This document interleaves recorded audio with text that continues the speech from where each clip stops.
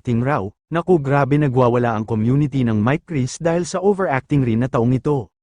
Wala nang paligoy-ligoy itong reaction kong ito dahil pina-HB ako ng taong ito. Ayaw ko talaga pumatol ng mga bashers pero overacting tong taong ito. Anong overacting ang pinagsasabi mo, Mike Chris? Kumanta lang sila, overacting na ba yan? Ob ka rin, no? May kakanta bang parang tuod bobo rin ng taong ito? Kulang sa pansin. Hindi ka ba masaya na may isang pamilya na naman ang may haon sa kahirapan dahil sa tulong ng Team Kalingap?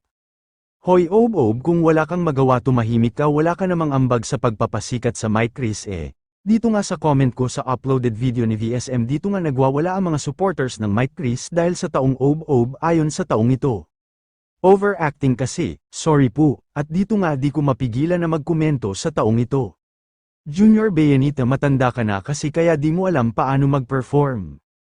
At ito rin, hindi lang ako nainis, may mga maganda boses ng dalawa, natural lang na mawala sila minsan sa pagkanta dahil yun sa kaba, di naman sila professional singer na sobrang praktisado singer nga, nagkakamali din yun, pakayang di pa ganun kasanay kumanta sa maramihan tao. Importante nagawa nila ang best nila na magpasaya sa ibang tao. Mga basher, bahala kayo, kahit ipulupot nyo ba dahon ng ampalaya sa leeg nyo, di nyo mabubuwag ang Mike Chris. Nagko-comment din Kapadongski, oo nga, wala naman akong nakikita na overacting siya, ganyan talaga pag kumakanta at expose na sa mga tao, di na po siya nahihiya, kaya ganun na lang ang pagdala niya sa kanta at sinabayan na rin.